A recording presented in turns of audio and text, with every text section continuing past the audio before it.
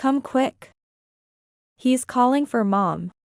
I received a call from my husband telling me that our 8-year-old son had fallen from the 3rd floor of an apartment building. He was seriously injured, semi-conscious, and had been rushed to the hospital. There's no way I'm going.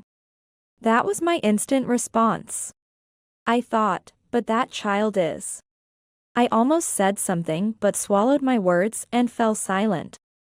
Then my husband bitterly said to me, "What a cold-hearted woman you are."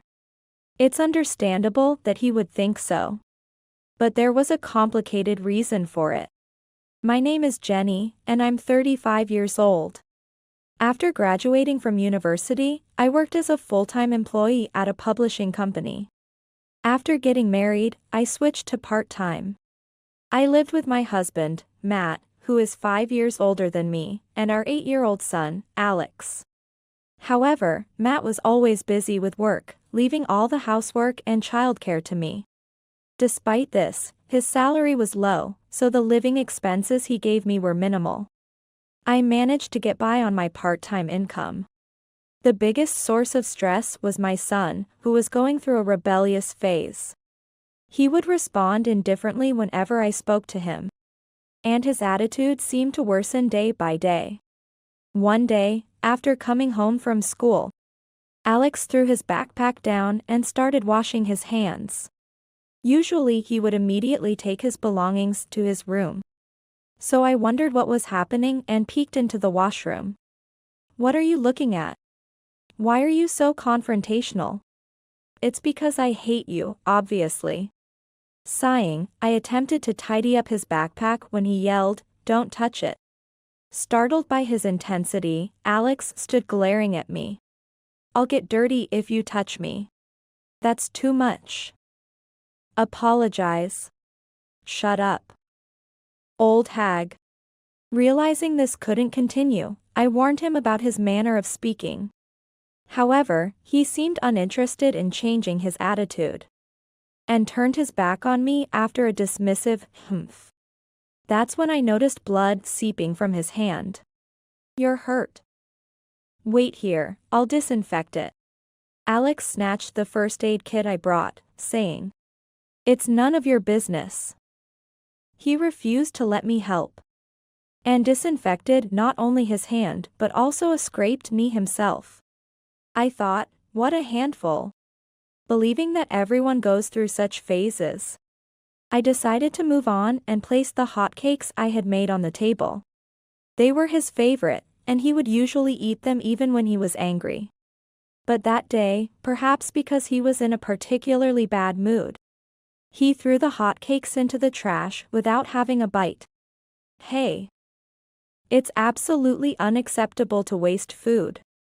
Then you can pick them up from the trash and eat them. After his cold response, Alex locked himself in his room with his backpack. As I realized that provoking him further would only make him more stubborn, I, feeling empty, looked at the snacks thrown away so carelessly. When my husband returned home that night, I tried to discuss the situation with him. But he simply said, "I've left the parenting to you, haven't I?" and didn't offer any support. Still, anxious about the continuation of our strained relationship, I asked Matt to talk to our son when he had the time. "I'm tired. Give me a break." Saying this, he quickly went straight to bed. After that, my son's rebellious attitude towards me remained unchanged, leading to days filled with frustration. A few days later, while Alex was at school, I was cleaning his room when I noticed a diary on his desk. I thought, even though he's my son, I wonder if reading this would be invading his privacy. But I was torn, but desperate to understand why he kept behaving this way towards me. I picked up the diary. Just then, my phone rang. It was my husband, Matt. "It's an emergency. Alex fell from the 3rd floor of the apartment." "What?" Confused, I asked, "Which apartment?" and Matt hesitated before answering, which gave me a bad feeling. "Is Alex okay?" "He's in the operating room right now." I don't know what to do. Hearing my husband's panicked voice, I asked where he was, and he told me he was at the emergency center in the next town. The police had called him at work to inform him that Alex had been urgently taken to the hospital. Anyway, come quick. He's calling for Mom. There's no way I'm going. That was my instant response. I thought, but that child is. I almost said something, but instead, I remained silent. Then, my husband angrily said to me, "What a cold-hearted woman you are." It's understandable that he would think so. After apologizing, I asked again about our son's condition. And he told me Alex was semi-conscious and seriously injured. Oh no. What should I do? Panicking, I immediately got into my car and rushed to the hospital. Upon arrival, I found my husband sitting dejectedly in the waiting room. Our son had broken his arms and legs and was undergoing emergency surgery. However, the police mentioned that a flower bed where Alex fell had cushioned his fall somewhat, allowing him to survive the initial impact. After being told by the doctor to prepare for the worst, I couldn't stop my tears. An hour later, waiting in front of the operating room, Alex was wheeled out on a stretcher, weakly calling for a mom, in a delirious state. After Alex was moved to the ICU, the doctor told us he was in a state of confusion and that it was too early to say anything definitive. But they would do all they could. Following the nurse's instructions for hospital admission procedures, my husband urged me to go home and fetch our insurance card. At home, I remembered Alex's diary and, looking inside, I found entries about why he hated me. I thought, so that's it. That's why he's been so cold towards me. But I knew I couldn't judge everything based on Alex's diary alone. Matt had said he would contact me if anything happened. So I went into his room to look for something and found his old mobile phone. After charging it and turning it on, I was shocked and immediately contacted a certain person, uncovering my husband's secret. I thought, I'm going to confront Matt thoroughly. Filled with a fighting spirit, I returned to the hospital. There, I found him in the waiting room, doing some calculations with a calculator. Sorry to keep you waiting. How's Alex? Huh? Oh, he hasn't woken up yet. Wait, why is Tracy here? I contacted her and went to pick her up. Indeed, the Tracy I had contacted was Alex's biological mother. Perhaps the mom Alex was calling for was her. Alex was Matt's child from a previous relationship, and we had only been remarried for a year. After briefly explaining the situation, the nurse promptly took Tracy and me to see Alex. My husband followed us with an anxious look on his face. As Tracy came into view, she quickly approached and tightly grasped Alex's hand, tears streaming down her face as she cried, "Mommy's here. Please wake up. If I could take your place, I would. I don't live in that apartment anymore." You didn't know that. The apartment from which Alex had fallen was originally the place where Matt and Tracy, as a couple, had lived with Alex. When I had asked my husband which apartment it was, his hesitation made me immediately realize this fact. According to the police, who had explained the situation at the hospital, Alex had been trying to climb from the first floor to the third-floor balcony.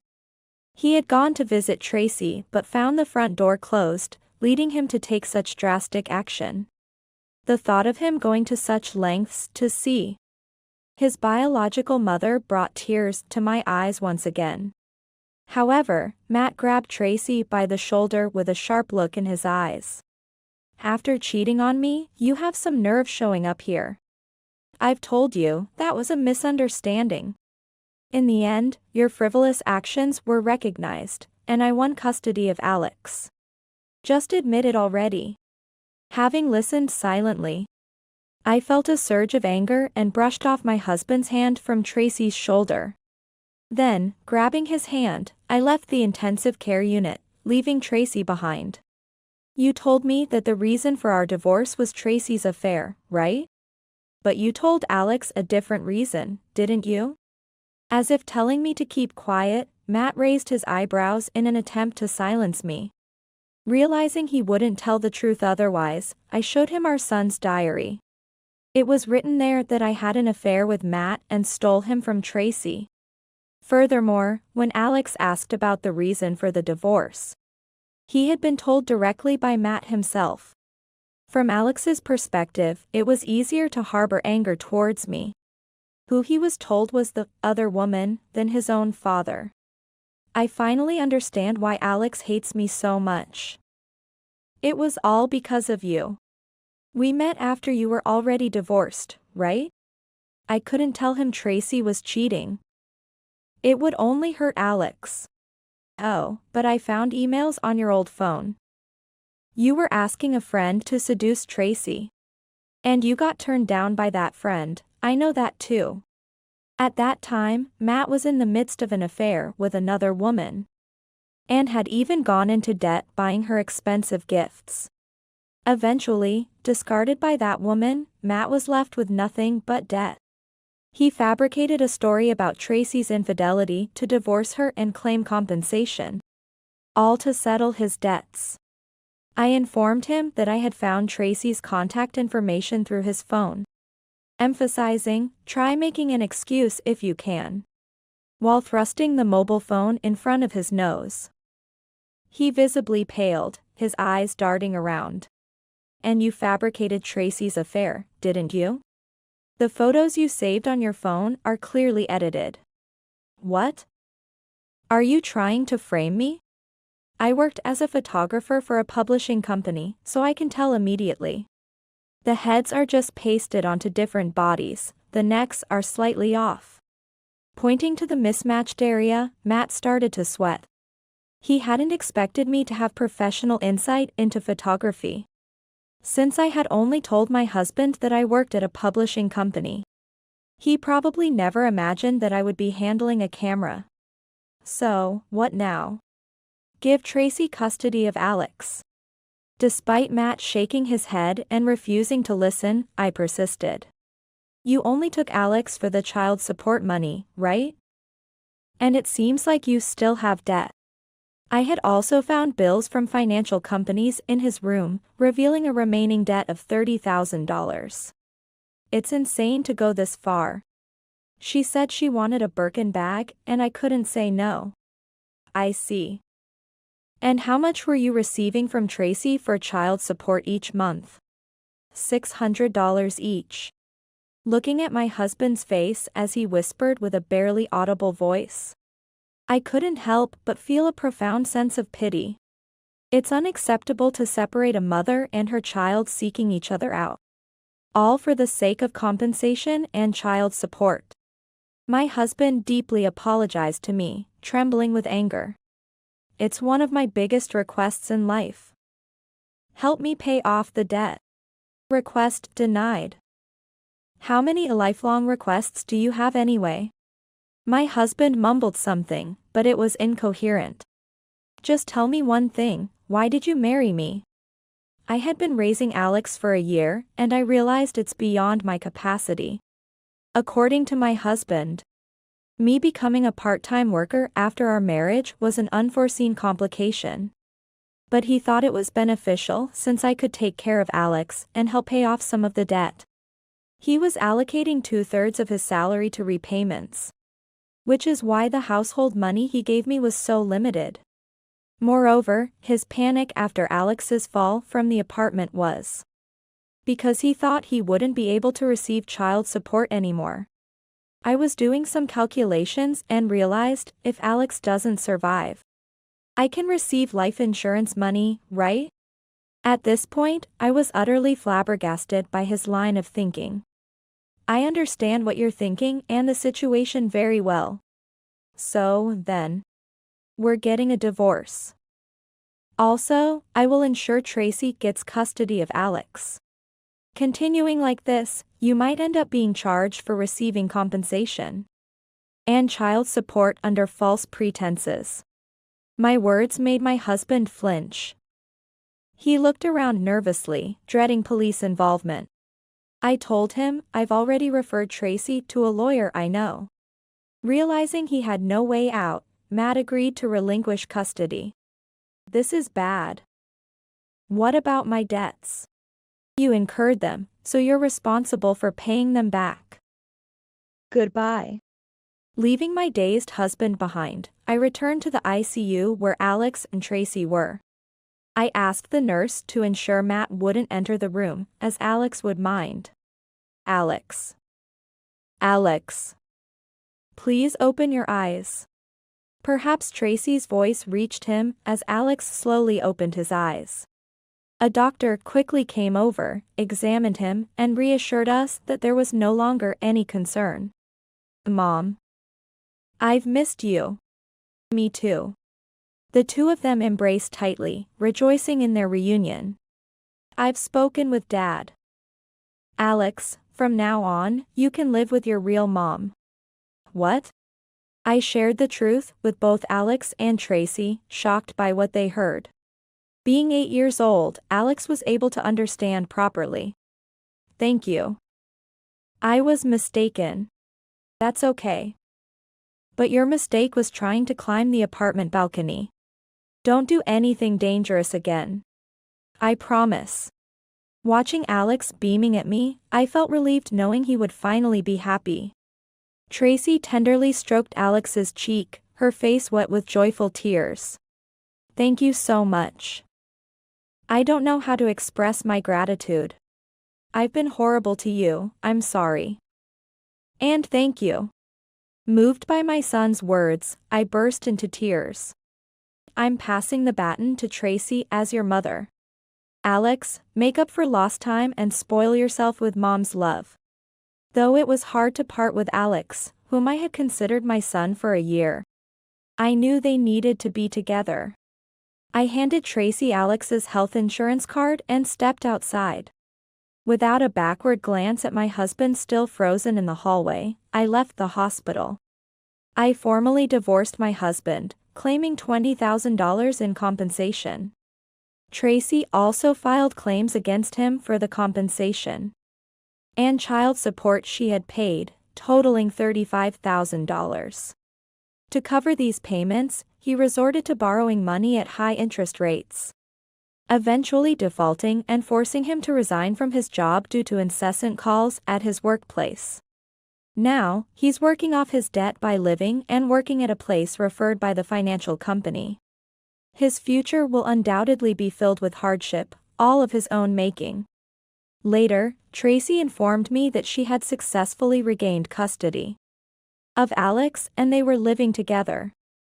I returned to full-time employment and am enjoying my work freely. Lately, the photographs I've taken have been receiving attention, bringing me joyous days.